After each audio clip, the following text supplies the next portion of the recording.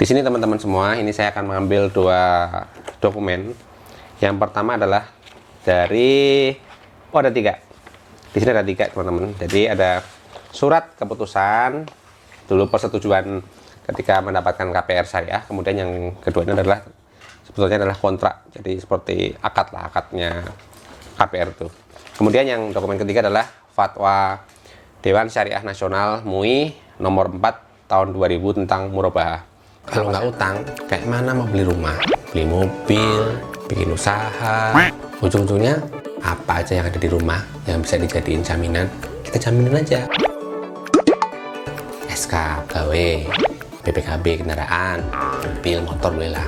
Sertifikat tanah, lumayan, bisa buat beli mobil, rumah, apalagi beli apa aja bisa.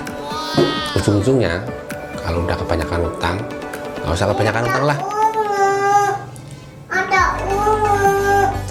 Ujung-ujungnya pas utangnya udah banyak, utang di mana-mana, pusing tuh bayar tuh, nggak bisa tidur, cari tempo, duitnya kurang buat bayar angsuran, ditelepon orang takut ditagih, ada tamu datang ke rumah, barangnya gede, ketakutan.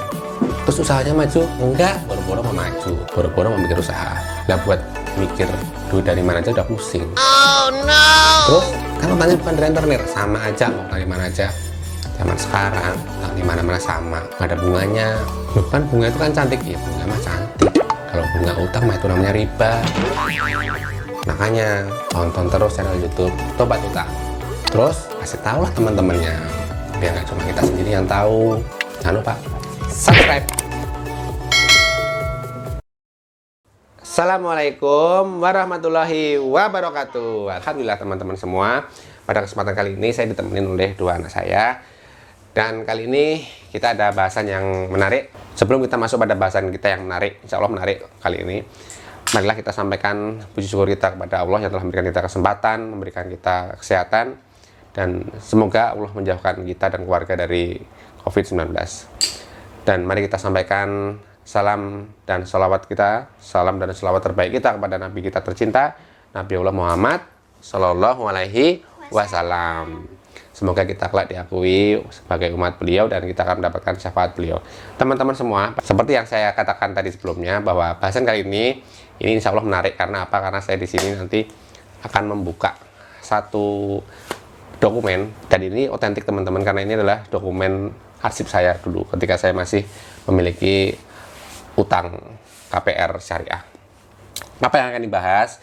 Saya ingin membahas tentang murabahah ini sebetulnya bagaimana antara fatwa menurut DSN MUI dan realita yang terjadi di bank syariah. Nah, nanti teman-teman silakan menilai sendiri seperti apa hasilnya. Di sini teman-teman semua, ini saya akan mengambil dua dokumen.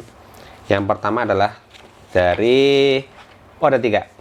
Di sini ada tiga teman-teman. Jadi ada surat keputusan dulu persetujuan ketika mendapatkan KPR Syariah. Kemudian yang kedua ini adalah sebetulnya adalah kontrak. Jadi seperti akad lah, akadnya KPR itu.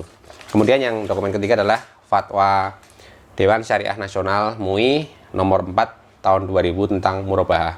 Kenapa saya mengambil fatwa ini? Karena dua dokumen ini yang saling terkait ini sebetulnya adalah berkaitan dengan murabahah, dan di sini judulnya pun ada kata-kata murabahah. Yang pertama teman-teman, yang pertama adalah surat. Jadi bunyi suratnya ini adalah surat keputusan pembiayaan teman-teman. Jadi kata-katanya adalah surat keputusan pembiayaan. Kemudian di kontraknya, di akadnya itu juga terdapat kata-kata akad pembiayaan murabahah. Jadi di sini kata-katanya adalah pembiayaan murabahah ya teman-teman. Kemudian di fatwa Dewan Syariah Nasional nomor 4 tahun 2000 tentang murabahah ini teman-teman semua, itu salah satu poin menimanya adalah bahwa dalam rangka membantu masyarakat guna melangsungkan dan meningkatkan kesejahteraan dan berbagai kegiatan, bank syariah perlu memiliki fasilitas murabahah bagi yang memerlukannya, yaitu ya teman-teman, menjual suatu barang dengan menegaskan harga belinya kepada pembeli dan pembeli membayarnya dengan harga yang lebih sebagai laba. Jadi apa tadi teman-teman keywordnya? Menjual. Kalau menjual berarti apa? Harusnya akadnya harusnya jual beli. Sementara di sini tadi apa? Akadnya akadnya adalah pembiayaan murabahah. Murabahah teman-teman, murabahah ini kalau teman-teman cari maknanya adalah bertumbuh. Kemudian kalau di fatwa DSN MUI ini dikatakan bahwa kelebihannya itu adalah sebagai laba. Memang laba teman-teman, karena yang namanya murabahah kan tadi kan bertumbuh. Jadi kita belinya misalnya nilainya 100, kemudian kita jual 150, maka 50-nya itu adalah laba. Itulah murabahah, jadi tumbuh. Bukan tumbuh pembiayaannya teman-teman, karena jual beli dan pembiayaan itu berbeda loh teman-teman. Ini kalau teman-teman perhatikan atau cermati dari kata-kata judulnya dulu. Kemudian teman-teman, untuk memperkuat apa iya itu maksudnya seperti itu, maka silahkan dilihat di bahasan tentang menetapkan fatwa tentang murabahah itu. Yang pertama itu adalah tentang ketentuan umum murabahah dalam bank syariah. Di situ teman-teman tercantum jelas di urutan nomor 4, diktum nomor 4, bahwa bank membeli barang yang diperlukan nasabah atas nama bank sendiri, dan pembelian ini harus sah dan bebas riba. Nah, saya ingat teman-teman, di salah satu dokumen ini sebetulnya ada harusnya ada apa namanya itu, lampiran kwitansi teman-teman. Saya lupa kwitansinya, ada kayak gini ya, kwitansi teman-teman. Jadi harusnya ada 4 ini teman-teman, saya lupa bawanya tadi. Jadi ada kwitansi, ada surat keputusan pembiayaan, kemudian ada akad pembiayaan murabahah, dan di sini ada fatwa MUI tadi. Jadi kenapa kok saya menyebut kwitansi teman-teman? Karena berdasarkan fatwa tadi bahwa bank itu harus membeli barang yang diperlukan nasabah. Artinya ketika nasabah itu perlu rumah dengan cara KPR syariah, maka bank itu harus membeli rumah itu terlebih dahulu, baru kemudian dijual kepada si nasabah. Kwitansi tadi teman-teman, kwitansi yang saya maksud itu adalah kwitansi DP saya kepada developer. Artinya apa? Saya sudah membayar DP, saya sudah membeli rumah itu dari developer. Meskipun belum lunas, tetapi secara Islam, secara hukum Islam, maka itu sudah fix, sudah resmi, rumah yang saya maksud tadi sudah menjadi milik saya karena sudah saya DP meskipun belum lunas. Masalah lunasnya kapan itu adalah tanggung jawab saya sebagai pembeli. Di sini teman-teman, di pasal 2 di kontrak ya teman-temannya, di pasal 2 kontrak itu di situ disebutkan bahwa harga barang berupa 1 unit rumah gitu, teman-teman. Di sini ada apa namanya, harganya, harga perolehan adalah 250 juta. Uang muka disebutkan di sini teman-teman, disebutkan uang mukanya adalah 55 juta.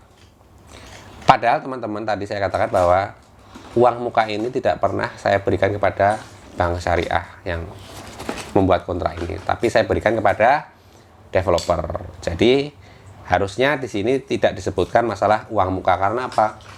Karena nggak ada kaitannya dengan pembiayaan ini. Saya itu berhubungan dengan bank syariah itu sekedar untuk menambah atau menambal kekurangan uang ketika saya membeli rumah. Kemudian di sini disebutkan teman-teman, ini yang agak lucu teman-teman.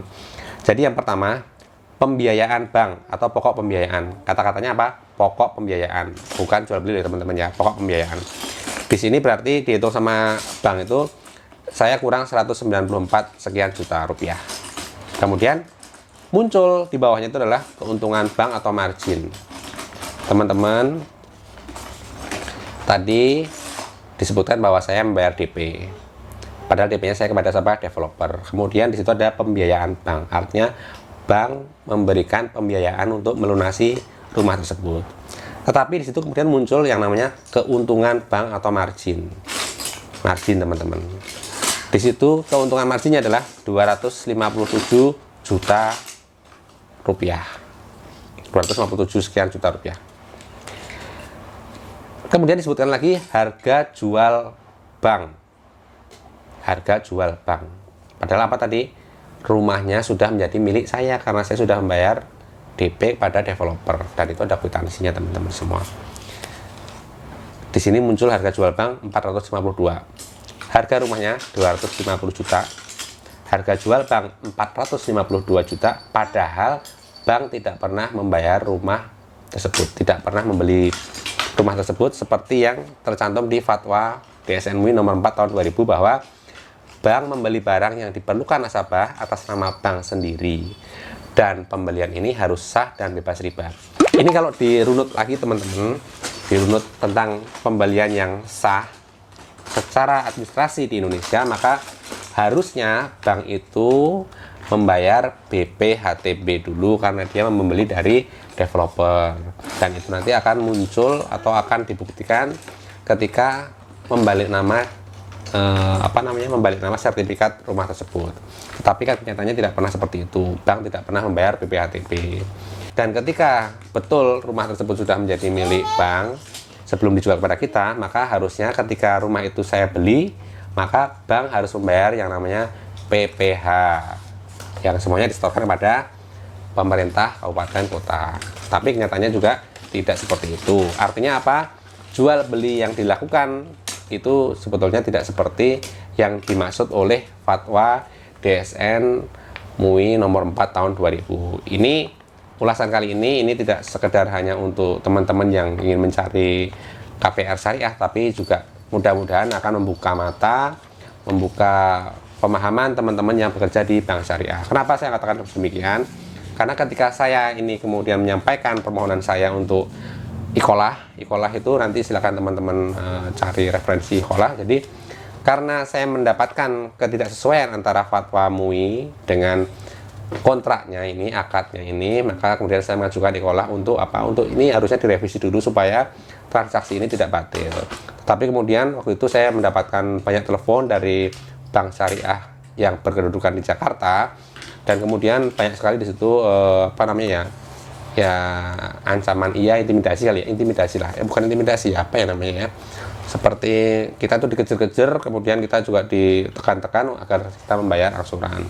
Kemudian saya jelaskan kepada beliau, salah satu yang menelpon itu, tentang apa yang terjadi di lapangan, apa yang terjadi di realitanya. Barulah kemudian mereka ini kemudian melunak dan kemudian memberikan saya kesempatan untuk memperjuangkan apa yang saya maksud, dan mereka pun tidak lagi menelpon saya. Artinya apa? Artinya mereka itu awalnya nggak tahu. Jadi saya yakin teman-teman yang bekerja di bank syariah pun itu sebetulnya tidak selalu mengetahui apa yang dijalankan oleh perusahaan tersebut dari sisi penilaian keilmuan fikihnya atau penilaian agama ya teman-teman semua. Jadi bukan berarti kalau kemudian kita bekerja di institusi yang disitu mengatasnamakan agama, ada membawa kata-kata, membawa istilah syariah, itu kemudian kita otomatis akan menjadi orang yang syar'i. Tidak teman-teman, karena apa? Karena syar'i tidaknya kita ini bergantung pada ilmu yang kita dapat, kita peroleh, kemudian kita amalkan. Kita punya ilmu banyak tapi tidak kita amalkan, maka sama saja itu nanti tidak menjadi sesuatu yang bermanfaat buat kita. Oke, kita lanjut ya teman-teman semua ya. Di sini muncul kata-kata denda dan ganti rugi teman-teman semua. Apabila nasabah tidak atau terlambat melakukan pembayaran angsuran pembiayaan, angsuran apa teman-teman? Angsuran pembiayaan, bukan angsuran kredit jual beli, bukan ya teman-teman. Jadi di sini tulisannya angsuran pembiayaan. Maka nasabah dikenakan denda sebesar 5% teman-teman per tahun. Jadi ini akan dikenakan denda. Padahal yang namanya jual beli itu teman-teman itu harus satu harga. Jadi dalam satu transaksi tidak boleh ada dua harga. Maksudnya dua harga itu seperti apa teman-teman? Jadi misalnya seperti ini. Kalau saya membeli rumah cash itu harganya 250 juta misalnya teman-teman.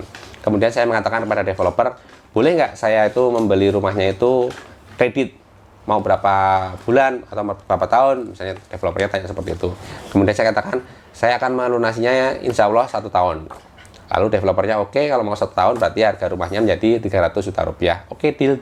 Jadi kalau cash 250 juta rupiah, kalau saya mundur 1 tahun kredit, maka tambah menjadi 300 juta rupiah. Itu namanya satu harga. Meskipun ada dua perbedaan harga, tapi itu sebenarnya satu harga. Karena apa? Karena yang kita deal tadi itu adalah sama, satu. Kita mau dealnya yang mana nih? Mau deal yang 250 juta atau deal yang 300 juta? Itu kan satu namanya. Yang menjadi dua harga, 3 harga, 4 harga, dan seterusnya itu adalah seperti ini. Jadi ketika itu kita deal, misalnya kita dealnya harga 300 juta dalam tempo setahun. Kemudian pas akhir tahun kita tidak memiliki uang untuk membayar 300 juta, maka kita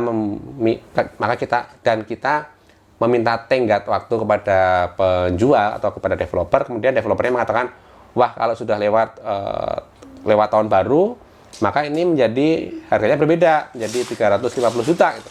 Itu artinya di situ muncul harga kedua. Harga kesepakatannya adalah 300 juta. Kemudian muncul lagi harga berikutnya, harga kedua adalah 350 juta.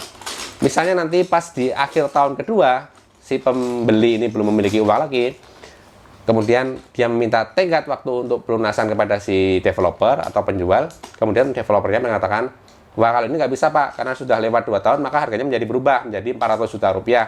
Ini muncul lagi teman-teman, harga ketiga, 400 juta rupiah. Padahal tadi dealnya berapa? Pertamanya 300 juta rupiah. Di tahun kedua, karena belum berhasil melunasi, maka menjadi 350 juta rupiah. Dan di tahun keempat menjadi 400 juta rupiah. Padahal apa? Tidak pernah disebutkan harga seperti itu sebelumnya. Ini adalah sesuatu yang dilarang di agama Islam. Karena apa? Ada 2 harga, 3 harga, dan 4 harga seterusnya dalam satu transaksi itu tidak boleh teman-teman semua. Sementara di sini muncul yang namanya denda. Jadi kalau sampai telat, maka di situ muncul perbedaan harga itu tambah 5% per tahunnya. Ini jelas tidak boleh teman-teman semua. Sementara teman-teman kita cukupkan pembahasan tentang murabahah ini sampai di sini dulu. Nanti di lain waktu akan kita sambung dengan part 2, bagian 2, atau kita sambung dengan part 2 tentang murabahah. Kita lanjutkan lagi nanti murabahah di part kedua, karena kalau kepanjangan nanti teman-teman bosan. Jadi sementara itu dulu teman-teman semua. Terima kasih telah menyaksikan channel Tobat Utang. Teman-teman kalau misalnya lupa, itu bisa langsung klik aja tobatutang.com, itu bisa di browser teman-teman semua, nanti akan diarahkan ke channel YouTube Tobat Utang. Kalau ada benar, itu tentu adalah dari Allah. Apabila ada salah, maka itu adalah dari pribadi saya. Terima kasih, mohon maaf atas segala kekurangan. Wassalamualaikum warahmatullahi wabarakatuh.